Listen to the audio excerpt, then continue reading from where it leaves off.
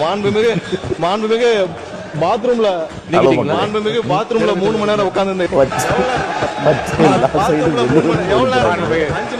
Trend ஆக்கி விட்டாங்க. அதான் ஒரு ரீல்ஸ்ல ட்ரெண்ட் ஆக்கி விட்டாங்க இந்த விஷயத்த. உதயநிதி நினைச்சிட்டு போகல, செவனேன்னு நான் பாட்டுக்கு இருந்திருப்பையா படத்துல நடிச்சுக்கிட்டு, என்னையா இப்படி அரசியலுக்குள்ள கொண்டாந்து இறக்கி விட்டு இப்படி வேடிக்கை பார்க்குறியான்னு அவங்க அப்பா கிட்ட போயிட்டு புலம்புவாப்புல. அதில் வந்து மாட்டுக்கிறதே கிடையாது. இன்னொன்று பார்த்தோம்னா, நம்ம கட்சி சார்ந்த ஒருத்தர் இப்போ ரீசெண்டாக அவர் தான் ட்ரெண்ட் ஆனார். ஏன்னு கேட்டிங்கன்னா, இந்த எம்எல்ஏ கார் இஷ்யூவே வந்து பெரிய விஷயமானதுக்கே அந்த தான் அவர் தான் நம்ம சொல்லணும். அவர் வாயை வச்சுட்டு சும்மா இருந்திருந்தாருன்னா இந்த விஷயம் பெரிய பெரிய லெவல் ஹைலைட்டாக இருக்காது. அவர் ஒரு விஷயம் இன்றைக்கி பயங்கர போயிட்டுருக்கு. ஸோ இதெல்லாம் பார்க்க போகிறோம். அப்புறம் பார்த்தீங்கன்னா, அந்த விவாத மேடைன்னு சொல்லிட்டு அதை நான் என்னத்தை அதை பற்றி டிஸ்கஸ் பண்ணுறது. எனியோ பார்ப்போம், என்னெல்லாம் முடியுதோ அதெல்லாம் இந்த வீடியோக்குள்ளே பார்ப்போம். வாங்க, வீடியோ என்னோட சேனல் யாராவது ஃபஸ்ட் டைம் வரீங்க அப்படின்னா சப்ஸ்கிரைப் பண்ணிவிட்டு பெல் பட்டன் ப்ரெஸ் பண்ணி ஷேர் பண்ணுங்கள். மறக்காமல் உங்கள் கமெண்ட்ஸ் வந்து போட்டு போங்க. Welcome to just talk, welcome to another video.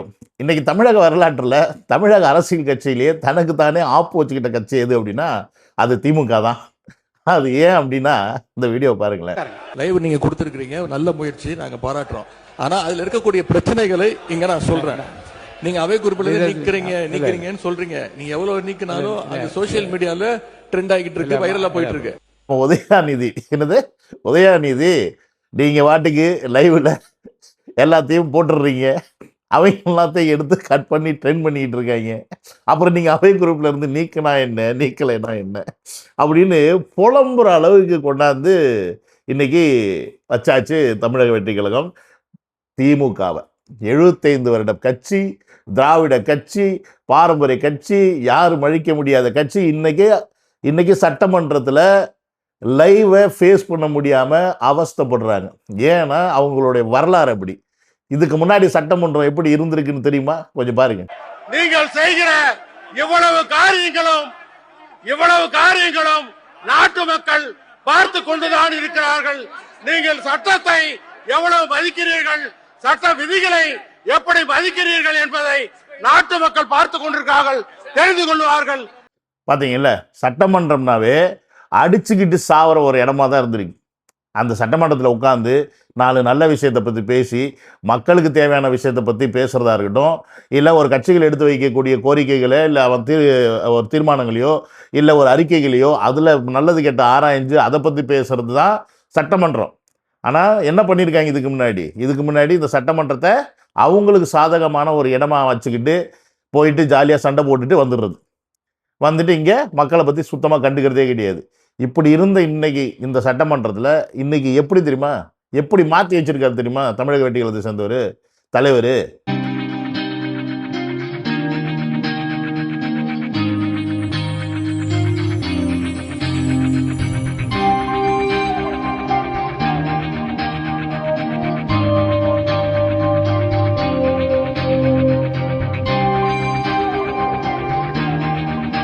இன்னைக்கு ஸ்கூல் பிள்ளைங்க சட்டமன்றத்தை பார்க்கணும் அப்படின்றதுக்காக ஸ்கூல் பிள்ளைங்க முதற்கொண்டு இன்னைக்கு சட்டமன்றத்துக்கு உள்ள அலோவ் பண்ணப்படுறாங்க.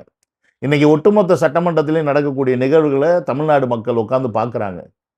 அப்போ இது வரைக்கும் சட்டமன்றத்தில் என்ன நடக்கும், ஏது நடக்கும், இந்த மானிய கோரிக்கைனா என்ன, ஒரு விவாதம்னா என்ன பண்ணுவாங்க, எதுவுமே தெரியாமல் இருந்த மக்களுக்கு, இன்னைக்கு பாமர மக்களுக்கும் இன்னைக்கு சட்டமன்றத்தில் என்ன நடக்குது அப்படின்றத படம் போட்டு காமிச்சிக்கிட்டு இருக்கிறது தமிழக வெற்றி கழகம் தான்.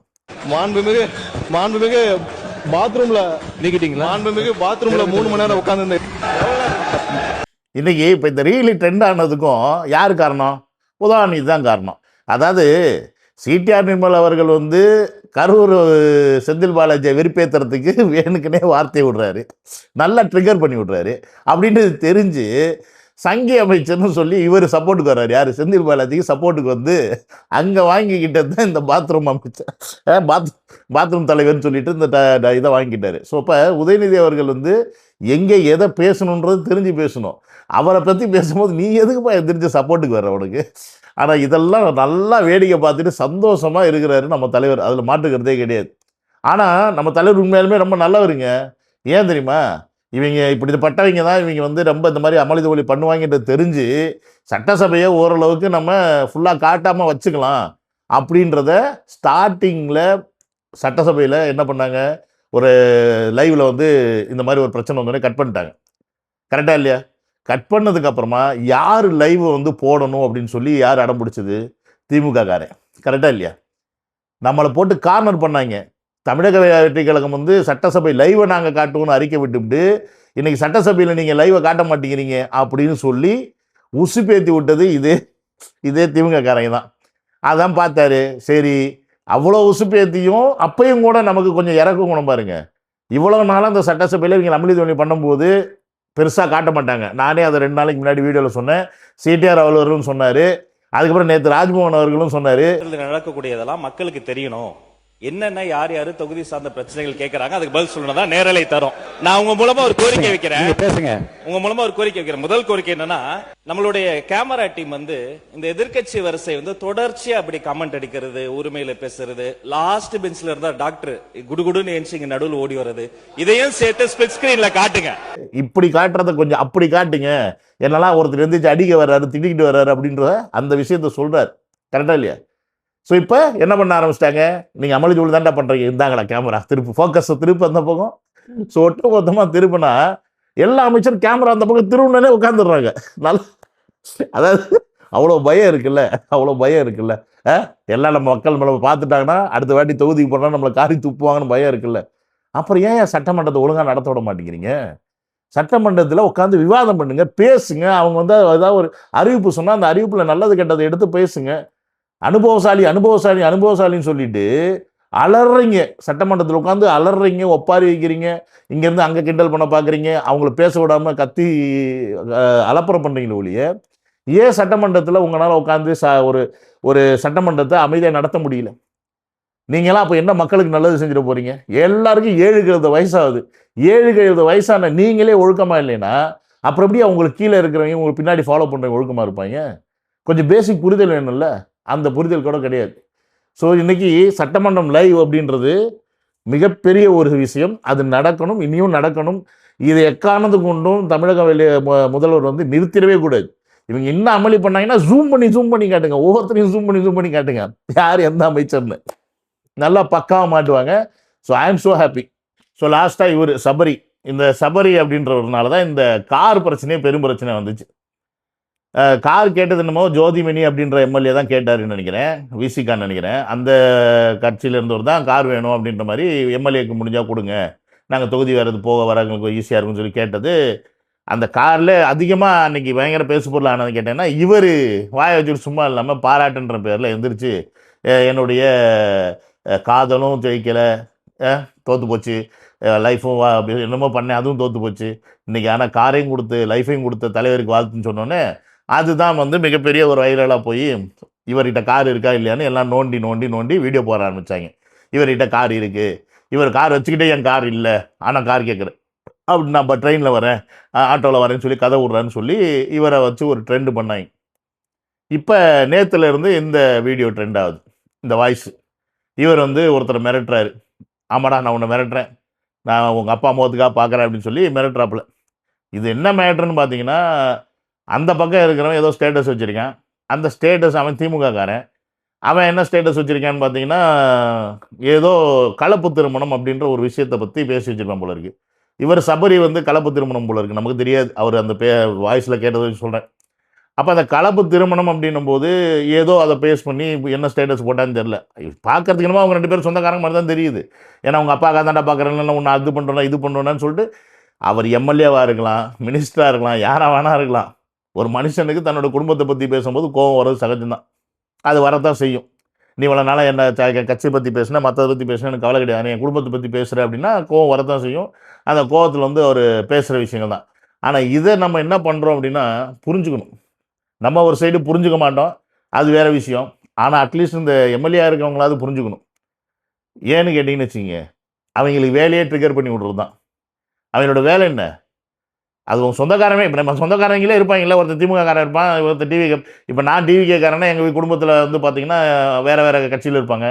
நம்ம இப்போ பேசுகிறது வந்து அவங்களுக்கு காண்டாகும், என்ன பண்ண முடியும்? ஒன்றும் பண்ண முடியாதுல்ல. அது நம்மளை வெறுப்பேற்றுக்கு எதாவது பண்ணுவாங்க. ஆனால் நம்மளவே என்ன வெறுப்பேற்ற எதாவது பண்ணாங்கன்னா நம்ம எந்த அளவுக்கு வெறுப்பேற்றோன்னு தெரியும் அவங்களுக்கு, அது நம்மளுக்கு வரமாட்டாங்கன்னு வச்சுக்கோங்க.